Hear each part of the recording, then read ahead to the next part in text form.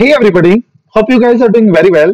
तो आज जो हम यूनिट करने वाले हैं यू है सोगा की last unit, that is unpaid seller, unit number 4 और सोगा अनपेड सेलर। सबसे पहले इस वर्ड का मतलब समझो कि अनपेड सेलर का मतलब क्या होता है। सर, अनपेड सेलर का मतलब होता है वो सेलर जिसका अभी पूरा का पूरा पैसा पे ना हुआ हो, तो उस सेलर के ऊपर जो टैग आएगा वो आएगा अनपेड सेलर का।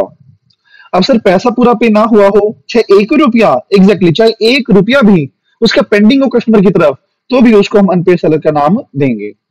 अब अनपेड सेलर के राइट्स की बात आते हैं यहाँ पे कि अनपेड सेलर के अधिकार क्या होते हैं गुड्स के ऊपर और बायर के ऊपर।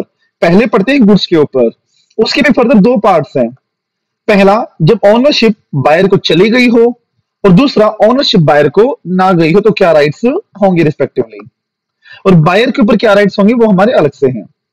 अब गुड्स के ऊपर क्या राइट्स होंगे जब प्रॉपर्टी पास हो गई होगी, कि वो गुड्स के ऊपर लीन एक्सरसाइज कर सकता है, स्टॉपेज इन ट्रांजिट कर सकता है और रीसेल भी कर सकता है। फर्क क्या तीनों में वो हम आगे पढ़ेंगे फर्दर चैप्टर में।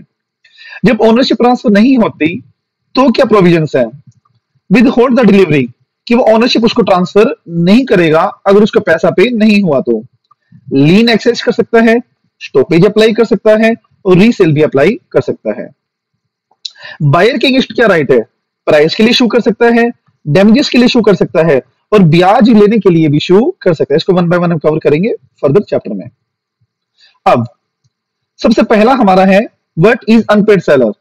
अनपेड सेलर कौन होता है? बेसिकली अनपेड सेलर जब बोलेंगे जब पूरा का पूरा प्राइस उसका पे ना हुआ हो, तो सेलर के पास राइट है कि वो इमीडिएट एक्शन बायर के ऊपर क्लेम कर सकता है। या फिर when the bill of exchange is received as a conditional payment and condition has not been fulfilled by the reason of dishonor। समझो क्या है, या तो मेरे को पूरा का पूरा पैसा रिसीव ना हुआ हो, या फिर सामने वाले पर्सन ने मुझे कोई चेक इशू किया था एज एन पेमेंट के बदले, बट चेक डिसऑनर हो गया और मेरे को पेमेंट हुई ही नहीं, तो इस केस में भी अनपेड सेलर का नाम आएगा। ओके, अब right of an unpaid seller section 46, lien, stoppage, resale, तीन राइट्स आते हैं उसके पास। ओके, सबसे पहला क्या है, ये हम जब पढ़ेंगे जब प्रॉपर्टी सामने वाले को पास ना हुई हो। ठीक है, पहला आ गया हमारा राइट अगेंस्ट द गुड्स, जब प्रॉपर्टी पास ना हुई हो, जब प्रॉपर्टी पास हो गई हो। पहला राइट हमारा क्या है, दैट इज राइट ऑफ लीन। समझो ध्यान से, दो राइट हम पढ़ेंगे यहां पे, पहले लीन और स्टॉपेज। लीन कब वो एक्सरसाइज कर सकता है, जब गुड्स उसके पोजेशन में ही होंगे। स्टॉपेज कब अप्लाई कर सकता है, जब गुड्स उसके हाथ से निकल गए हो बट बायर को भी ना पहुंचे हो, उस टाइम पे उसके पास राइट आएगा राइट ऑफ स्टॉपेज का। तो पहला हमारा कौन सा है, right of lien. Okay, entitle to retain the possession, कि अभी गुड्स सेलर के पास ही रखे हैं और उसकी श्योरिटी हो गई है कि बायर पैसा पे नहीं करेगा। सोचो, क्या सेलर बायर का गुड्स ट्रांसफर करेगा? नहीं करेगा, तो अपने गुड्स के ऊपर वो अपना पोजीशन रिटेन करके रख लेगा। और इन केसेस में सेलर अनपेड सेलर कहलाएगा और अपने ये राइट लीन का एक्सरसाइज कर सकता है। पहला, कस्टमर को क्रेडिट पीरियड की कोई भी स्टिपुलेशन नहीं दी गई थी, मतलब कस्टमर को ये नहीं बताया गया था कि आप उधार में गुड्स रख सकते हो। कस्टमर को क्या बोला था कि कैश में ही रिसीव करने हैं, और उसने क्या सोचा कि क्रेडिट में है, तो भी अनपेड सेलर माना जाएगा और लीन एक्सरसाइज वो कर सकता है। दूसरा, क्रेडिट पर गुड्स बेचे थे और ये बोला था कि 10 दिन के अंदर अंदर पेमेंट आ जानी चाहिए, 10 दिन एक्सपायर हो गए और पेमेंट नहीं आई, तो 10 दिन के बाद सेलर के पास राइट आ जाएगा कि वो सामने वाले को गुड्स ट्रांसफर ना करे। Where the buyer become insolvent, या हमारा बायर इंसॉल्वेंट हो जाए तो क्या गुड्स ट्रांसफर करेगा सेलर? बिल्कुल भी नहीं करेगा। तो इन तीन केसेस में वो लीन एक्सरसाइज कर सकता है। Got it? उसके बाद part delivery. Let's say 1000 goods मुझे मिस्टर एक्स को ट्रांसफर करने थे, 500 तो मैंने उसको ट्रांसफर कर दिए, 500 भी सेलर के पास रखे हुए हैं। तो बताओ, लीन वो किसके ऊपर एक्सरसाइज कर सकता है, बचे हुए 500 के ऊपर या जो ट्रांसफर कर दिए उनके ऊपर? बताओ बताओ, जो बचे हुए हैं सिर्फ और सिर्फ उनके ऊपर। क्यों? क्योंकि जो 500 है वो तो उसकी पोजीशन है ही नहीं, और लीन में हमने क्या पढ़ा कि पोजीशन ऑफ गुड्स होना चाहिए। जब पोजीशन ऑफ गुड्स ही नहीं है तो लीन कैसे एक्सरसाइज करेगा? तो जो गुड्स उसके हाथ से चले गए हैं, पार्टेड हो गए हैं, उनके ऊपर लीन एक्सरसाइज नहीं करेगा, बट जो अभी भी सेलर के पोजीशन में रखे हुए हैं उन पे वो लीन एक्सरसाइज कर लेगा। बट अगर उसने डिलीवरी के टाइम पे ऐसा सिग्निफाइज किया था कि वो कभी भी किसी भी सर्कमस्टांसेस में लीन एक्सरसाइज नहीं करेगा, तो सेलर लीन एक्सरसाइज उन पार्ट ऑफ द गुड्स पे भी नहीं करेगा। ध्यान रखना इस चीज का। Termination of lean, lean terminate कब हो जाएगा? मतलब when the unpaid seller loses his right of lien, मतलब कब अनपेड सेलर के पास जो राइट ऑफ लीन है वो नहीं रहेगा? पहला, जब हमने कैरियर को गुड्स डिलीवर कर दिए हो। अब मेरे तो पोजीशन में नहीं है ना, पोजीशन में है किसके? सेलर के नहीं है, कैरियर के हैं, तो लीन नहीं आएगा, स्टॉपेज आएगा उसमें। ओके, पहला केस। दूसरा, बायर ने गुड्स रिसीव कर लिए हो और हमने क्या पढ़ा था लीन में? पोजीशन सेलर के पास होना चाहिए। अब बायर की पोजीशन में गुड्स आ गई हो तो भी सेलर लीन एक्सरसाइज नहीं कर सकता। बाय वेवर, सेलर ने लीन एक्सरसाइज करने का राइट वेव कर दिया, माफ कर दिया हो। बाय स्टॉपर, मतलब सेलर ने बायर को ऐसा सिग्निफाइज किया था, ऐसा इंडिकेट किया था कि हम कभी भी किसी भी सर्कमस्टांसेस में लीन एक्सरसाइज नहीं करेंगे, तो वहां पर भी लीन का राइट टर्मिनेट हो जाएगा। तो ये हमारे 4 राइट्स हैं, ये 4 केसेस है जहां पे हमारा लीन टर्मिनेट हो जाएगा। Got it? उसके बाद एक्सेप्शन, काफी इंपॉर्टेंट है, इसके ऊपर 4 नंबर का क्वेश्चन भी बना हुआ है पहले।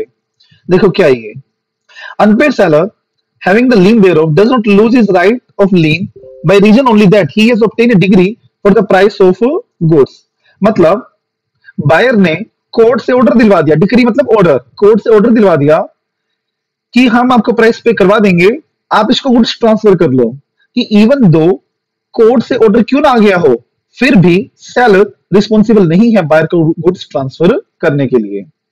ओके, जब तक प्राइस आने जाता या फिर सेलर को अश्योरिटी नहीं हो जाती कि बायर प्राइस पे कर देगा, जब तक वो गुड्स बायर को डिलीवर नहीं करेगा, चाहे कोर्ट बोल दे फिर भी कि नहीं करेगा। उसके बाद दूसरा राइट है हमारा, right of stoppage in transit. Stoppage in transit क्या है? जब गुड्स हमारे सेलर के हाथ से चले गए हो बट बायर को ना पहुंचे हो, तो उस ड्यूरेशन को बोलते हैं स्टॉपेज। और गुड्स का प्राइस अगर रिफ्यूज टू पे हो जाता है तो सेलर जो राइट एक्सरसाइज करेगा वो होता है राइट ऑफ स्टॉपेज, की रास्ते में ही गुड्स उसने रोक दिए, तो उसको बोलते हैं राइट ऑफ स्टॉपेज। अब ड्यूरेशन ऑफ ट्रांजिट, इसका मतलब है कि कब गुड्स हमारे ट्रांजिट में माने जाएंगे, कब वो ट्रांजिट पीरियड माना जाएगा, मतलब किसको हम रास्ते का पीरियड बोलेंगे। पहला, from the time when they are delivered to carrier until the buyer take the delivery. जब मैंने गुड्स कैरियर में या ट्रक में लोड करवाए, वहां से लेके जब तक बायर उनको पोजीशन नहीं ले लेता, उस टाइम पीरियड को, उस बीच के टाइम को क्या बोलेंगे हम? In transit. दूसरा, अगर बायर ने गुड्स रिजेक्ट कर दिए हैं और गुड्स अभी भी कैरियर के पास पड़े हुए हैं तो भी वो ट्रांजिट माना जाएगा। थर्ड, अगर कोई शिप है जो चार्टेड किसने करी है? बायर ने। रेंट पे किसने ली है? बायर ने। अगर हमने पढ़ा था कि अगर मान लो बायर ने कोई चीज हायर करी है तो बायर की ही मानी जाती है, तो मैंने ऐसे कैरियर में लोड करवाए हैं जो बायर का ही था, तो वहां पे हमारा ट्रांजिट एंड हो जाएगा।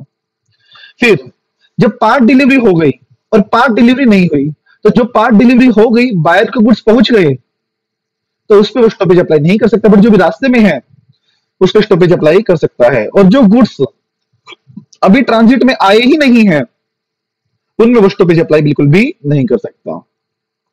How the stoppage is affected, अगर हमें रास्ते में गुड्स रोकने हो तो किस तरह से हमें रोकने पड़ेंगे? सेक्शन 52। या तो सेलर खुद ही चला जाए रास्ते में और गुड्स के एक्चुअल पोजीशन अपने पास वापस ले ले, या फिर ड्राइवर को कॉल कर दे, मतलब उसको क्या दे दे? नोटिस कि आप गुड्स को वहीं रोक दो, गुड्स आप आगे ट्रांसफर मत करो। और ड्राइवर को जो भी डायरेक्शन मिलेगी उसी की डायरेक्शन के अकॉर्डिंग वो काम करेगा। ओके, और रीडिलीवरी के एक्सपेंसेस भी सेलर बियर करेगा। समझो दोबारा से, मैंने कैरियर को कॉल किया कि आप गुड्स वहीं रोक दो और वापस मेरे पास ले आओ, रीडिलीवरी के एक्सपेंसेस कौन बियर करेगा? सर, सेलर ही बियर करेगा अल्टीमेटली। ओके, अब स्टॉपेज अप्लाई करने की कंडीशंस क्या है? सेलर हमारा अनपेड होना चाहिए, सेलर पार्टेड हो जाना चाहिए, मतलब सेलर के हाथ से गुड्स चले जाने चाहिए। गुड्स कहां पे होने चाहिए हाथ से जाने के बाद? ट्रांजिट में होने चाहिए। बायर क्या हो जाना चाहिए? इंसॉल्वेंट। और सेक्शन 50 की रिक्वायरमेंट पूरी होनी चाहिए। बात सुनो, स्टॉपेज सिर्फ और सिर्फ एक केस में अप्लाई हो सकता है, वो है हमारा इंसॉल्वेंट।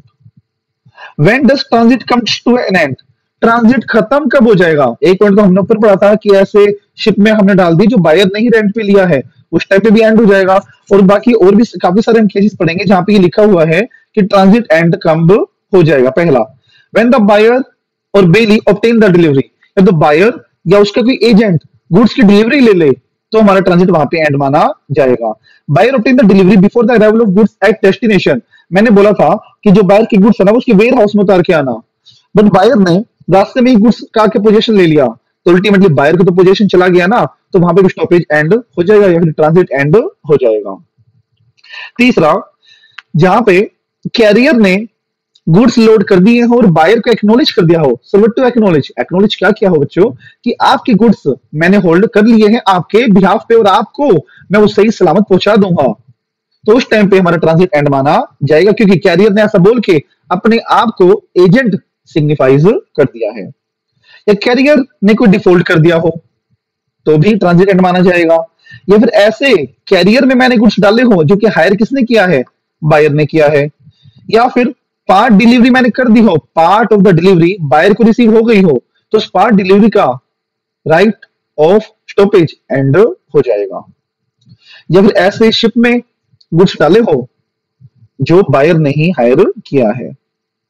अब सबसे important difference between lean and stoppage.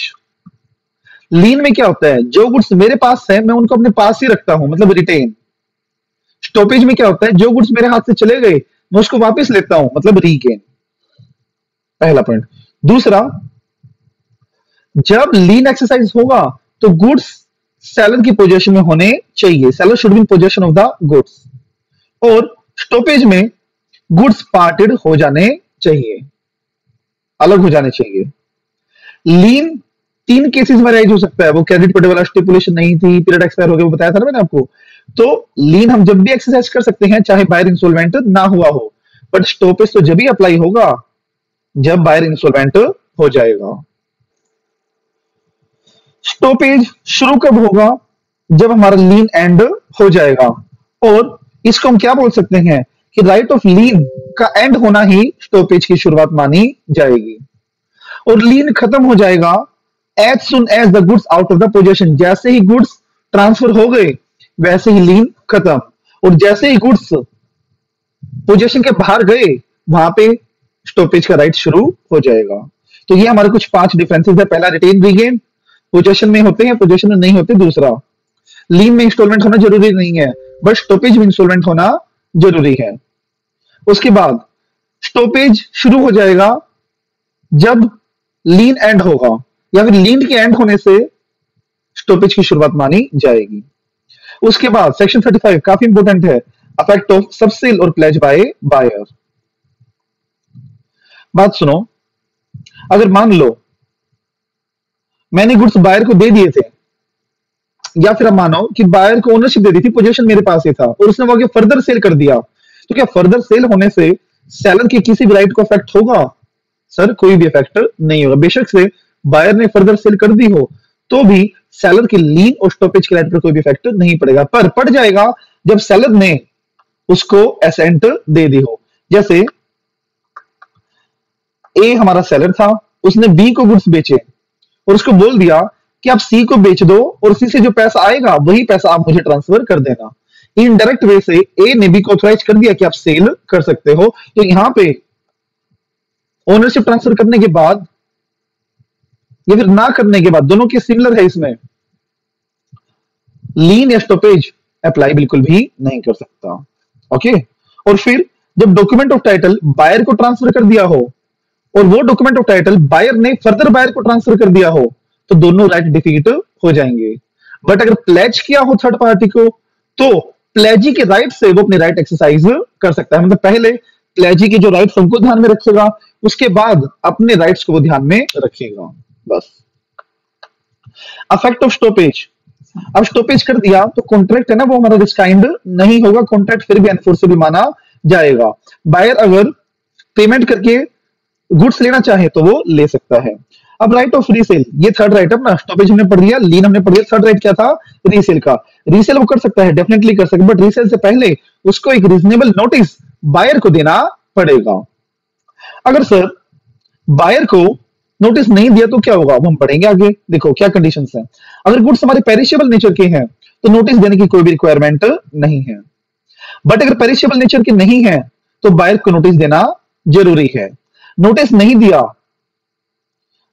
और नोटिस दे दिया, दो केस आएंगे। अब नोटिस दे दिया उसने, तो अगर प्रॉफिट हुआ है सेल पे तो वो रिटेन कर सकता है, अगर लॉस हुआ है सेल पे, डैमेजेस हुए हैं, तो वो बायर से रिकवर कर सकता है, अगर नोटिस दिया है तो। और अगर नोटिस नहीं दिया तो जो प्रॉफिट हुआ है सेल पे, अगर फर्दर बायर को सेल किया, वहां से जो प्रॉफिट आया है और नोटिस नहीं दिया, वो भी बायर को देना पड़ेगा। और अगर इस फर्दर सेल पे लॉस हुआ है, वो भी बायर से रिकवर नहीं कर सकता। कितना बड़ा डिफरेंस है देखो, नोटिस दे दिया, लॉस बायर का, प्रॉफिट सेलर का। नोटिस नहीं दिया, लॉस सेलर का, प्रॉफिट बायर का, क्योंकि उसने नोटिस नहीं दिया, उसने बताया नहीं। और सब्सिक्वेंट बायर के पास वैलिड टाइटल ट्रांसफर किया जाएगा, बस। Resale by the seller with right is expressly reserve. बात सुनो, कहां पे नोटिस देने की रिक्वायरमेंट नहीं है। जैसे मैं हूं यहाँ पे, मैंने मिस्टर एक्स को सेल किया, बट मैंने बोल दिया था कि 10 दिन के अंदर अंदर पेमेंट नहीं आई तो मैं बिना बताए इसको सेल कर दूंगा। मतलब मैंने इसको एक्सप्रेसली रिजर्व करके अपने पास रख लिया था इस राइट को, तो मुझे फर्दर इंफॉर्मेशन देने की जरूरत नहीं है। उसके बाद ये हमारा सेकंड वाला था जो हमने चार्ट पढ़ा था शुरू में, where the property has not been transfer, तो वो विद होल्ड भी कर सकते हैं, जिसको हम क्वेसी लीन भी बोलते हैं। तो ये था हमारा पहला part, rights against the goods. दूसरा हमारा आ रहा है अगेंस्ट द बायर, मतलब सेलर के राइट पढ़ रहे हैं हम, ये किसके ऊपर, बायर के ऊपर। पहला, शूट फॉर प्राइस। अगर बायर ने जानबूझ के पैसा पे करने से मना कर दिया तो सेलर उसको प्राइस पे करने से शुरू कर सकता है। और अगर प्राइस एक सर्टेन डे पे होना था और सर्टेन डे पे वो पे नहीं हुआ तो भी वो प्राइस के लिए इशू कर सकता है, और जो भी डैमेजेस हुए हैं वो उसे रिकवर कर सकता है। Suit for damages for non acceptance. अब लेट्स से बायर को जो गुड्स दिए गए थे वो कस्टमाइज गुड्स थे और बायर ने वो गुड्स एक्सेप्ट नहीं किए, तो सेलर को जो भी नुकसान हुआ है वो बायर से रिकवर कर सकता है, damages for non acceptance. Reputation of contract before the due date, that is anticipatory breach. अगर एंटीसिपेटरी ब्रेच हुई है तो वहां पे सेलर के पास भी राइट है कि वो रिस्टैंड कर सकता है कॉन्ट्रैक्ट को और डैमेजेस के लिए भी इशू कर सकता है। Suit for interest. मान लो बायर से 10 लाख रुपए देने थे, सॉरी 10 लाख रुपए लेने थे और बायर ने देने में डिफॉल्ट कर दिया, 2 महीने बीत गए, 2 महीने का ब्याज लेने के लिए भी वो रिस्पॉन्सिबल होगा। ब्याज का रेट ऑफ इंटरेस्ट कितना, एग्रीमेंट में स्पेसिफाइड है तो एज पर एग्रीमेंट, नहीं है तो जो कोर्ट हमें बताएगा वो।